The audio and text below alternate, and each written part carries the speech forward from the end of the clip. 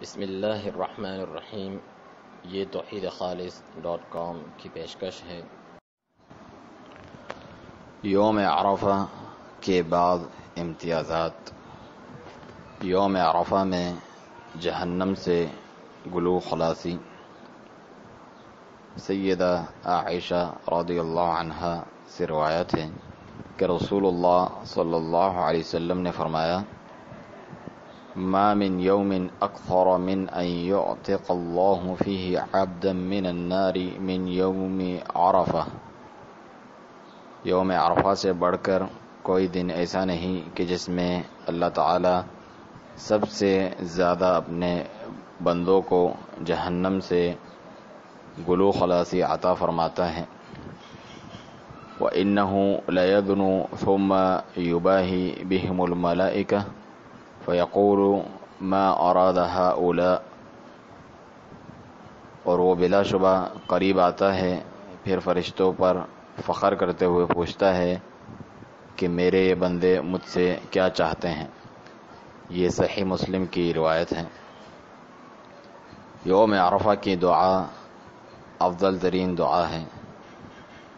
سیدنا عبداللہ بن عمرو بن العاص رضی اللہ عنہما سے روایت ہے کہ رسول اللہ صلی اللہ علیہ وسلم نے فرمایا: خیر الدعاء دعاء یوم عرفہ، بہترین دعا یوم عرفہ کی دعا ہے۔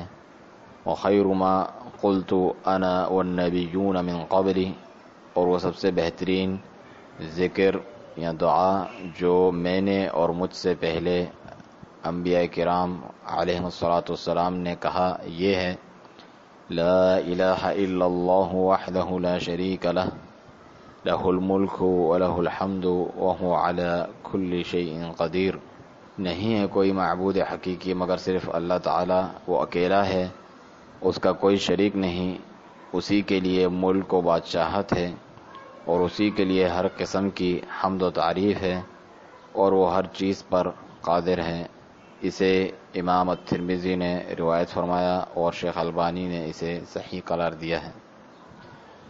یوم عرفہ کے روزے کی فضیلت۔ سیدنا ابو قتادہ الانصاری رضی اللہ عنہ سے روایت ہے کہ نبی کریم صلی اللہ علیہ وسلم نے فرمایا: صیام یوم عرفۃ احتسب علی اللہ ان یکفر السنۃ التي قبلہ والسنۃ التي بعدہ۔ یوم عرفہ کے روزے کے بارے میں مجھے اللہ تعالیٰ سے امید ہے کہ اس سے ایک سابقہ سال اور ایک آئندہ سال کے گناہ معاف ہوتے ہیں۔ یہ صحیح مسلم کی روایت ہے۔